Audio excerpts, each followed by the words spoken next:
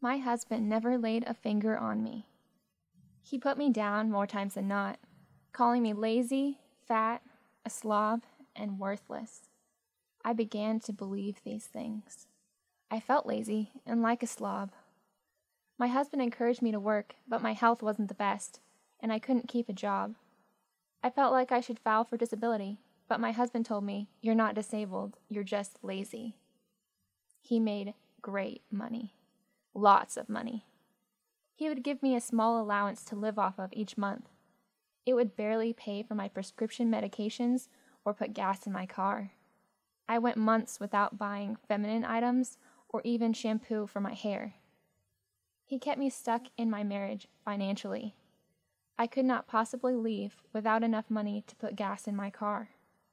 And how would I live with no income? I hadn't even ever written a check, balanced a checkbook, or used a debit card. How would I survive? Who would help me? So I stayed for many years. You see, the abuse and intimidation does not start overnight. When someone is unrelentingly critical of you, always finding fault in you, blaming you for everything that goes wrong, it is the insidious nature and cumulative effects of the abuse that really do the damage. Over time, self-confidence and self-worth, undermining any good feelings that you have about yourself and about your accomplishments. The verbal and emotional abuse was pretty much daily. I remember one time having to dig through the trash for a receipt to show what time I checked out of the store because he was so insanely jealous that he said I took too long coming home from the store and I'd thrown the receipt away. I was on the floor crying, begging him to believe me, digging through the trash as he stood over me, screaming at me and degrading me. I felt like I was living with a demon. I moved away from my entire support system to live with this man. He would often tell me I could kill you and bury you and no one would ever know. I believed him. I believed he could kill me and put me in the ground and no one would ever find me. He cut me down day after day. The words hurt. I never experienced words that hurt so much. We lived in a very rural area and had no running water.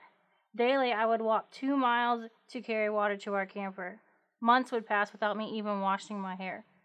One day we were talking about the Bible and I didn't agree with what he was saying. He said to me, "I will start cutting off your body parts slowly until you agree with me. I know the Bible." I truly believed him. He traumatized me beyond words, but now I'm rebuilding my life and I'm proud to say that I am safe. My partner made me feel like a piece of dirt. My self-esteem was gone when I finally ended the relationship. I still haven't completely found it. The scars from mental cruelty can be as deep and long-lasting as wounds from punches or slaps, but are often not as obvious. Being so controlled financially, I never thought I would be able to leave my partner. How would I survive? Others didn't recognize that I was in an abusive relationship. I didn't have any cuts or bruises, but I wish they could see my insides. My heart was so destroyed. The words used to degrade me will last far longer than any physical bruise I ever had. I couldn't justify giving up everything I had to leave my abusive partner. It was only words, right? I would have much rather have been hit or punched than withstood the verbal insults. Those words never leave. I still believe I'm worthless.